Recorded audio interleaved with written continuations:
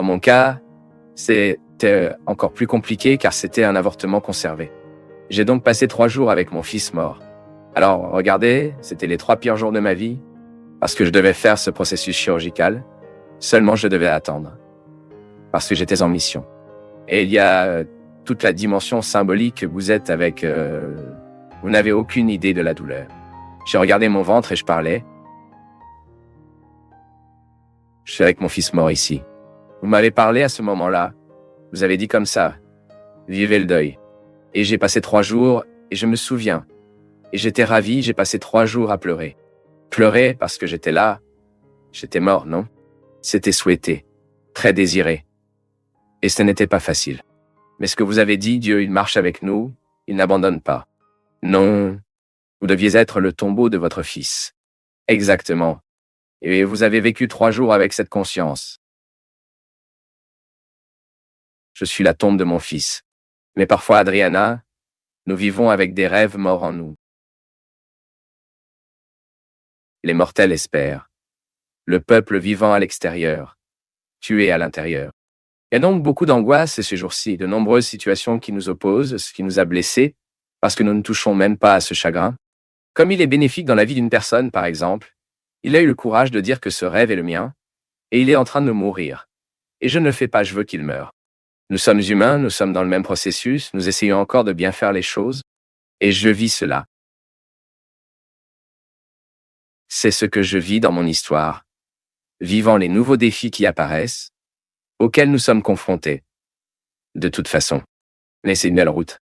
Bien que parfois nous passons ces déserts et voyons des calvaires, c'est une belle histoire parce que nous avons le nord. Nous savons où nous pouvons nous tourner. Pour ceux que nous pouvons demander de l'aide. Tout comme la mère, non? Comme ta mère avec toi, la mienne avec moi. Ta mère, toi qui regardes. C'était avec toi, aujourd'hui je suis avec David. C'est ainsi que Dieu agit avec nous. Et c'est beau de voir que nous avons un Dieu qui ne se distance jamais. Jamais. Et il semble, et prenant soin de nous, cela nous permet également de passer par nos déserts. Parfois, Adriana, je trouve cela beaucoup chez les femmes qui ont besoin de tomber enceintes. Les femmes qui ne peuvent pas tomber enceintes et en faire un fardeau, comme si l'enfant était son obligation. Avez-vous vécu un peu aussi? J'ai vécu. Après avoir perdu le premier, je n'ai pas pu tomber enceinte. Nous essayons depuis longtemps. Et juste ce que vous avez dit, je me sentais un peu obligé. Parce que lorsque nous perdons, nous nous sentons un peu incapables. Avez-vous compris? Une situation d'échec? Exactement. Ne pas pouvoir être mère. Exactement. C'est donc une grande charge intérieure, même de nous. J'ai donc ressenti un peu de cette obligation et je ne pouvais pas. Et quand mon médecin m'a juste dit comme ça, vous devez fouer. Il a dit que vous devez prendre cette obligation. Et c'est là que je l'ai eu. Et bien sûr, c'est vrai, il y a ce soin de Dieu que nous parlons toujours, mais aussi ma part que je le fais. Quand je parlais à cela avec un ami à moi, il me disait comme ça, Père, est-ce vrai que nous apportons les péchés de nos ancêtres? J'ai dit, je ne vous dirai pas que nous apportons les péchés de nos ancêtres. Nous pouvons apporter notre ADN dans nos configurations psychiques, les influences des erreurs, les conséquences des mauvaises choses qui se sont produites dans le passé. Maintenant, nous pouvons équilibrer cela et lui permettre de rester en nous d'une manière différente. Je ne veux pas que les erreurs de mes ancêtres déterminent mon cadeau, alors j'ai coupé. Je les suis conscient. Je sais qu'ils ont agi comme ça, mais je ne veux pas continuer à agir de la même manière. Ce n'est que dès que nous pouvons briser cette chaîne de malédiction, souvent que nous apportons dans nos structures familiales. C'est presque une réponse naturelle à la vie. Donc l'agression que j'ai souffert, je m'engage contre quelqu'un aussi. C'est une façon dont je dois rendre justice, étrangement. Comment puis-je le faire alors? Casser? Je ne ferai pas avec mes enfants ce que mon père m'a fait. C'est une règle que vous pouvez adopter. Donc si votre père a commis des erreurs avec vous, s'il était très dur avec vous, si vous savez que son attitude vous a gravement causé, cela vous a très mal fait, vous essaierez de purifier cette action afin qu'il n'en extrait que sa valeur. Parfois, c'est le cas. Mais vous pouvez être impoli autrement. Tu peux être dur, hein? Dans l'éducation avec des enfants, vous devez être très difficile plusieurs fois, mais vous n'avez pas besoin d'être un agresseur. Votre dureté dans l'attitude, la demande d'attitude, ne doivent pas être une agression pour la vie de votre enfant. Donc, vous purifiez, vous modifierez, vous accumulerez. Vous exercerez la sagesse que l'accumulation de l'histoire vous a apportée. Et puis vous vieillissez, vous devenez plus sage. Nous faisons de notre expérience du temps toujours favorable dans notre attitude. La vie que nous avons vécue n'a pas besoin de nous condamner. Bien que nous ayons des raisons pour lesquelles nous voulons nous condamner. Parce qu'il se peut que nous avons mal tourné beaucoup plus que cela a fait les choses bien. Mais nous n'avons pas à faire des erreurs prévalentes. Nous pouvons bien sélectionner cela, jeter ce qui n'en valait pas la peine et être un être différent. Bienvenue à cette nouvelle foi, cette nouvelle opportunité. Aujourd'hui, par exemple, nous nous amusons pour commencer une nouvelle période. Mais nous pouvons vivre cette dynamique de la nouvelle année chaque jour. Chaque jour, vous pouvez interpréter cela. Aujourd'hui, je commence tout juste. Je n'ai pas à mourir condamné pour ce que je n'ai pas bien fait ou pour ce que j'ai fait de mal. Je n'ai pas besoin de mourir de me condamner à travers le passé. Je profite donc de l'occasion pour une nouvelle période de ma vie aujourd'hui. Et puis, l'année est vraiment nouvelle. Ce n'est pas seulement le calendrier qui change, mais ce sont les gens qui changent aussi. C'est très important. Nous changeons, nous évoluons, nous avançons, nous purifions tout ce qui est en nous, de sorte qu'en purifiant, le temps se transforme en sagesse. L'âge devient mûrissant. Ce qui mûrit, c'est le grand objectif de chaque être humain. Être mature signifie être plus cohérent, être plus entier, afin que nous puissions vivre notre vie avec un peu plus de qualité.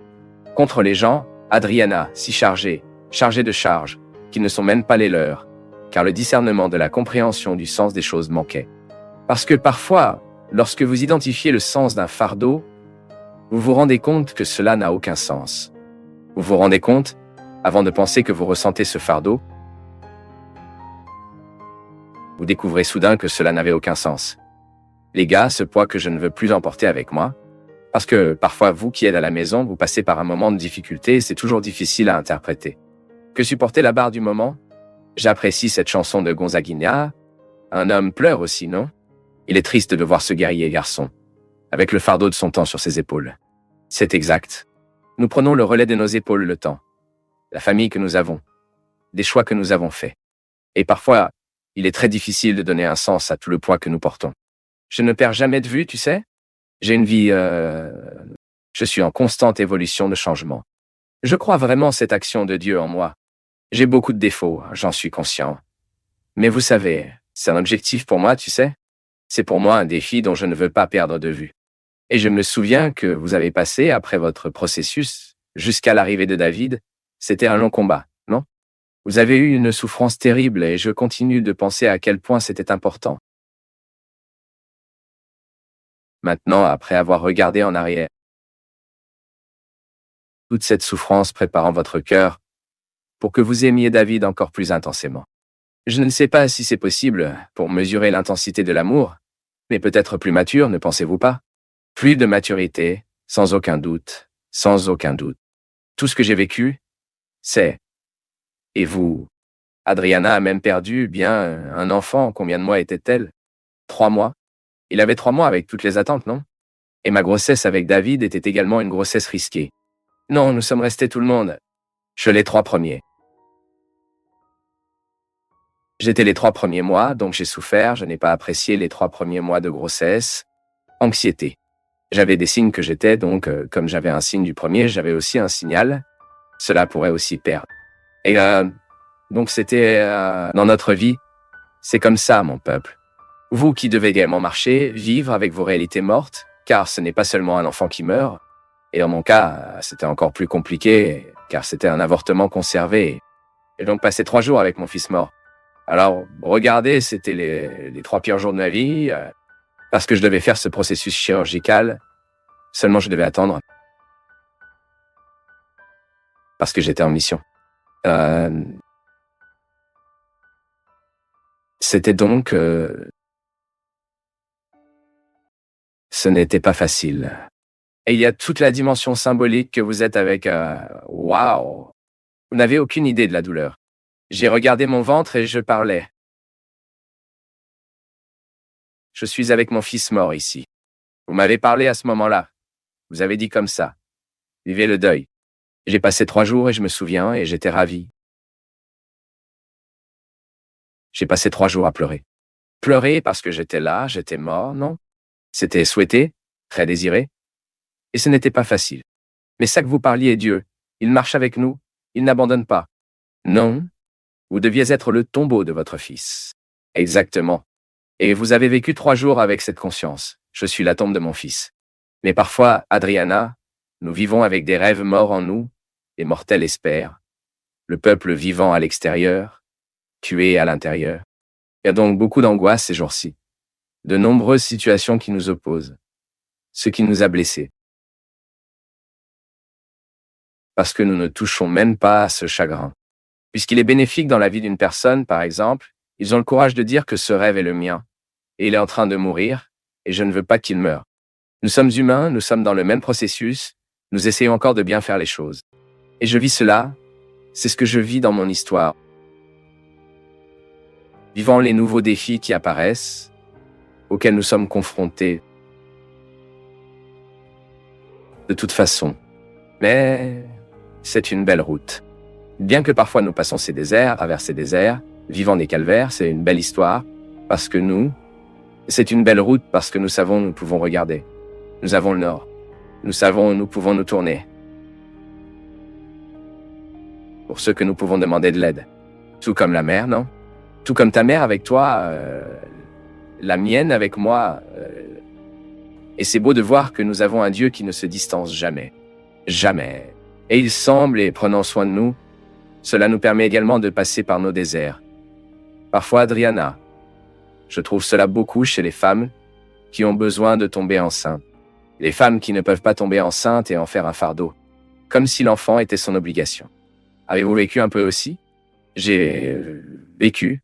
Après avoir perdu le premier, je n'ai pas pu tomber enceinte. Nous essayons depuis longtemps.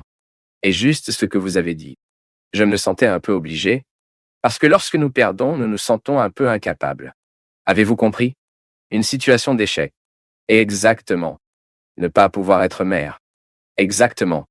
Donc c'est une grande charge intérieure, même de nous, non? J'ai donc ressenti un peu de cette obligation et je ne pouvais pas. Je ne pouvais pas.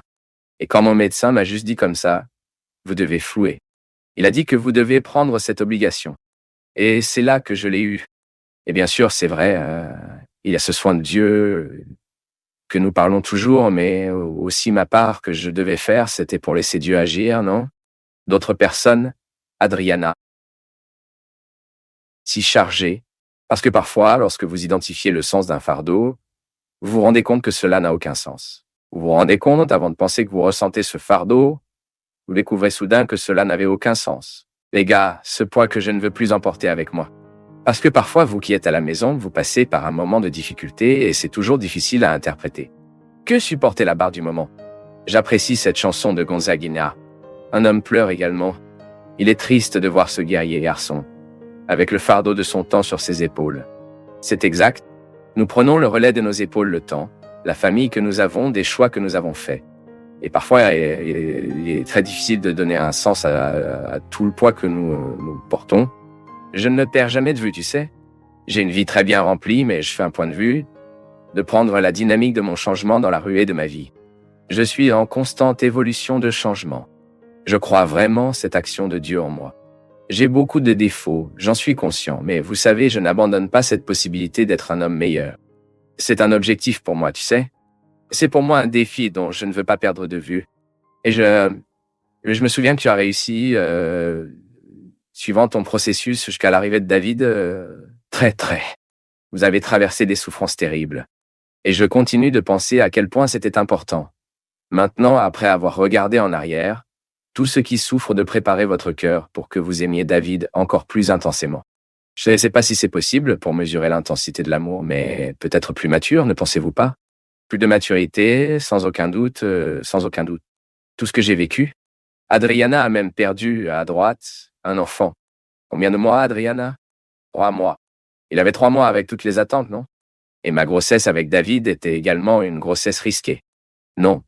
Nous sommes restés en serrant leur ventre, à droite, peur que David parte tôt. J'ai passé les 3 premiers mois comme ça, souffrant, anxiété. J'avais des signes que j'étais donc Comme j'avais un signe du premier, j'avais aussi un signal, cela pourrait aussi perdre. Exactement, donc c'était un combat, c'était le cas, mais ça valait trop la peine, ça valait la peine. Dans nos vies, c'est mon peuple. Le témoignage d'Adriana est, pour moi, très précieux. Parce que quelqu'un nous aime vraiment, comme vous, qui a également besoin de gérer vos difficultés personnelles. Euh, vous, qui devez également marcher, vivre avec vos réalités mortes, car ce n'est pas seulement un enfant qui meurt. Et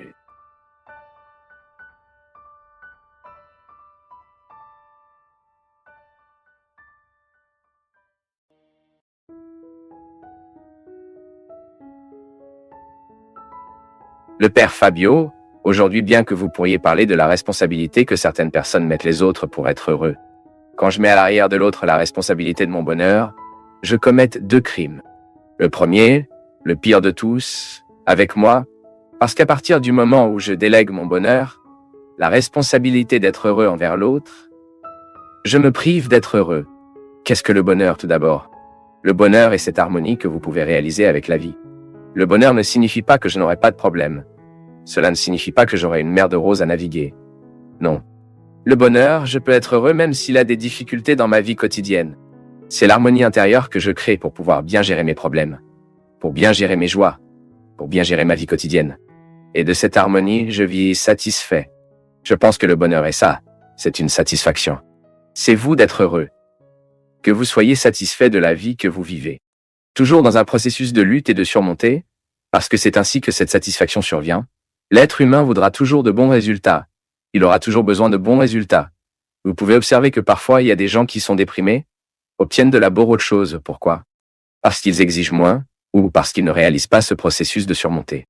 Parfois, ils abandonnent le bateau, ils incassent avec le processus de combat. Maintenant, vous voyez, l'autre fait partie de mon bonheur. L'autre est un lien qui m'aide à créer cet instrument de mon accomplissement humain. Mais l'autre n'a pas la responsabilité de me rendre heureux. Le bonheur doit être tout d'abord une décision de la nôtre. Et supprimer le bonheur du contexte des films hollywoodiens, cette chose utopique, vivons heureusement pour toujours, elle n'existe pas. Nous devons savoir que la vie est difficile, elle a des difficultés. Maintenant, nous pouvons également dire que pour tout le monde, il y a une possibilité de réalisation. Je veux donc contextualiser mon bonheur dans cet horizon de possibilités et aussi des frontières. Et l'autre est cet instrumental, l'amitié que j'ai m'aide à être plus heureuse. Mon lien, mon harmonie avec mon père, ma mère, avec mes frères, avec mes amis, sera favorable que j'ai des conditions pour mieux vivre mon humain expérience.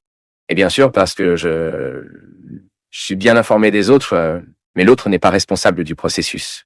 Je suis le propriétaire de ce processus. J'administre cela avec Dieu, non? Puisque je suis religieux, je crois en Dieu, je dirais que je suis responsable de l'administration de ce bonheur que Dieu me donne et veut pour moi. Ah, ok, Père. Mais je ne crois pas en Dieu. Alors d'accord. Prenez la responsabilité seul. Vous partagerez l'instrumental pour que ce bonheur arrive aux gens de vos côtés. Qui a une foi et qui a une religion bien vécue, bien pratiquée, il s'avère que c'est un instrument pour aider à atteindre cette réalisation humaine. Il y a des gens qui ne peuvent pas vivre cette expérience de foi, mais ne sont pas libres de la responsabilité de gérer ce bonheur, de cette joie quotidienne, de cette responsabilité pour vous, de rechercher quotidiennement la satisfaction d'être qui vous êtes. Pour nous qui croient et se battent, afin que notre expérience soit toujours religieuse au sens le plus complet du terme, que tout est connecté, je suis connecté à beaucoup de gens, donc j'ai cette conscience, je veux que cette connexion soit religieuse, c'est-à-dire que je veux vivre à chaque étape de ma journée d'une manière harmonieuse, je veux vivre dans le bon sens, je veux faire bravo à mon passage. Donc, avec cela, je finis par avoir l'occasion de contribuer à la joie et à la satisfaction de l'autre. Parce que si je traite la fille qui me reçoit bien, si je traite le médecin qui prend soin de moi, je finis par les donner. Je finis par être le leur aussi, un instrument pour quel bonheur qu'ils cherchent, tout comme je cherche le mien, est possible. Voyez comment tout est interconnecté? C'est religieux, non? Alors je crois que notre expérience est religieuse, car nous sommes toujours interconnectés. Et quand quelque chose rompt ce lien, cette connexion, je dois reprendre Ensuite, j'ai besoin du rich. Je pars. Je demande pardon. Quoi qu'il en soit, l'autre ne peut pas porter la responsabilité de mon bonheur. Je suis celui qui gérera ce processus. Si je mets ce fardeau sur les autres, je commets un crime contre moi et contre lui, parce que j'attribue une responsabilité qui n'est pas la sienne. Je vous souhaite, dans vos difficultés, avoir toujours le droit et la possibilité de retirer vos excès. Vous avez donc votre vérité fondamentale sous vos yeux. Pas d'exagération, juste vous. Et à partir de cela, vous rencontrez le chemin de la vie. Merci pour votre affection, pour votre attention, et que Dieu vous bénisse beaucoup. Que Dieu déverse sur votre cœur, sur votre maison, sur votre vie, la disposition qui a caractérisé le cœur de Notre-Dame. Pour quel exemple d'elle, nous pouvons aussi être un vrai chrétien, emmenant toujours Jésus sur ses genoux pour le présenter à ceux qui ne le connaissent pas encore. Versez sur nous la bénédiction du Dieu Tout-Puissant, Père, Fils et Saint-Esprit. Le Père Fabio, le Seigneur, a parlé de décision et de vivre les conséquences de nos décisions. Mon doute est, allons-nous toujours souffrir des conséquences des décisions que nous prenons ou après une mauvaise décision? Dieu peut-il intervenir en ma faveur? Je dis cela pour mon histoire. Avant de rencontrer le Seigneur, j'ai vécu une vie complètement injuste. Je n'avais eu aucun engagement envers les gens, en particulier envers les hommes avec lesquels je me suis impliqué. Après avoir connu mieux Jésus, je regrette, et depuis lors, je cherche à vivre la chasteté et à vivre des relations correctes. J'ai toujours pensé qu'à partir du moment où je prenais des décisions correctes, mais cela ne s'est pas encore produit. Ma question est donc, devrais-je souffrir pour toujours les conséquences de mes mauvaises décisions? Mon temps pour réparer les choses est terminé? Mais pour Dieu, rien n'est impossible. Mais j'ai eu quelques opportunités et je ne les ai pas appréciées. Cela a-t-il déterminé la fin de ma vie? Ma fille, une chose est sûre. Plus nous décidons vite, plus il est facile du changement en nous. Il n'a tout simplement aucune solution pour ceux qui sont morts. Dans le reste, il y a encore du temps et il est très bon pour nous de le croire. Nous mettons nos espoirs dans ce que nous pouvons faire. Vous voyez souvent dans nos vies, nous créons un contexte de ces mauvais choix et nous l'étendons sans aucun engagement à changer. Combien de fois dans nos vies, nous n'avons pas mesuré les conséquences de nos actes et cette fois c'est étendu depuis 20, 10, 30 ans. Parfois, tu as une personne qui le processus de choix a été si nocif qu'à la suite, elle ne se sent plus encouragée à changer. Maintenant, mon expérience m'amène à comprendre que le pire est le choix d'aujourd'hui. Plus il est difficile de gérer demain. Nous devons donc avoir cette clarté. Par exemple, si je suis en option pour le crack, la cocaïne aujourd'hui, je choisis des médicaments très lourds, qui auront des consciences neurologiques en moi. Les conséquences des médicaments, elles sont également neurologiques. Combien de fois trouvez-vous des jeunes autour de 20 ans, et depuis des années, en raison de l'utilisation prolongée des stupéfiants prolongés. L'utilisation de stupéfiants provoque la démence chez les personnes. Nous avons donc toujours besoin, chaque fois que nous trouvons une personne dans un processus destructeur, qui est né des choix qu'ils font, vous devez le faire plus rapidement. Maintenant, généralement, ces choix affectifs, ils laissent des marques dans nos vies, dans notre âme, que seulement de Dieu que nous pouvons le réparer.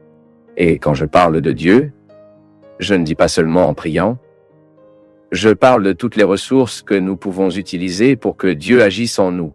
Quand je suis conscient de chercher une thérapie pour que je puisse me réconcilier avec mon passé, je donne une chance à Dieu.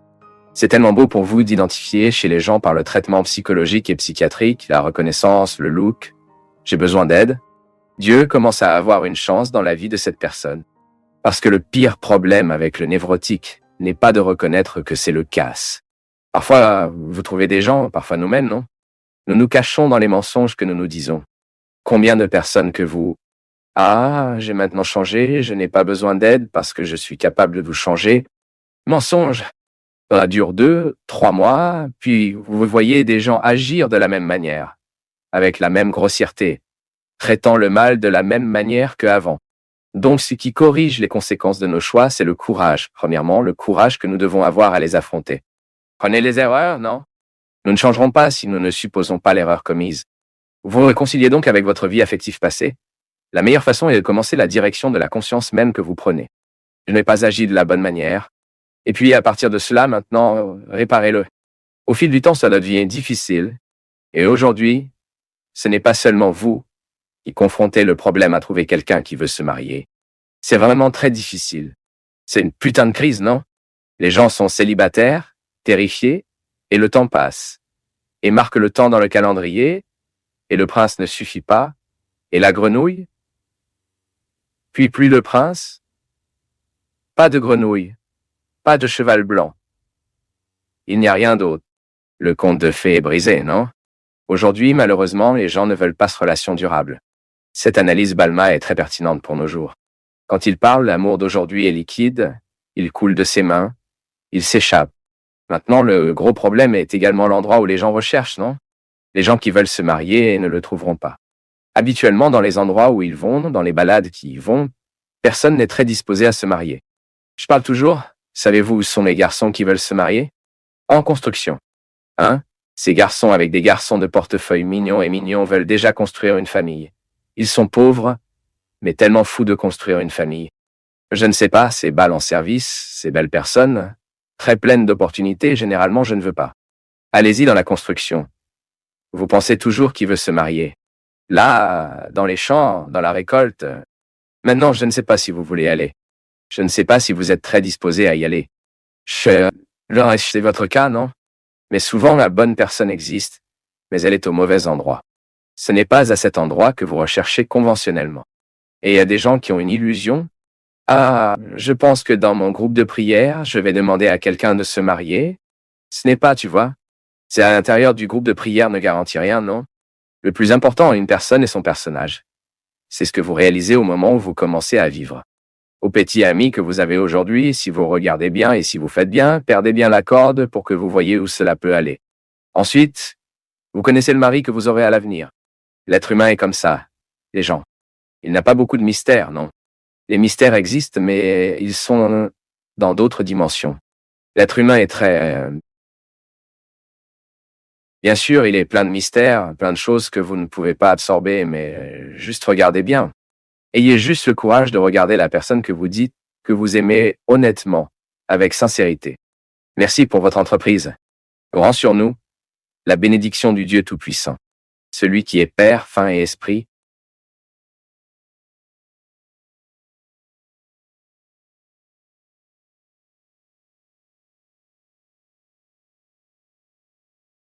Si tu es arrivé jusqu'ici, c'est que tu as fait preuve de concentration, de présence et d'intérêt. Cela te distingue déjà de beaucoup. Et si tu laissais un commentaire pour dire ce qui t'a le plus marqué, profites-en aussi pour regarder les liens dans la description. Il y a plus de contenu créé avec le même soin pour toi. Merci, une grande accolade et à bientôt.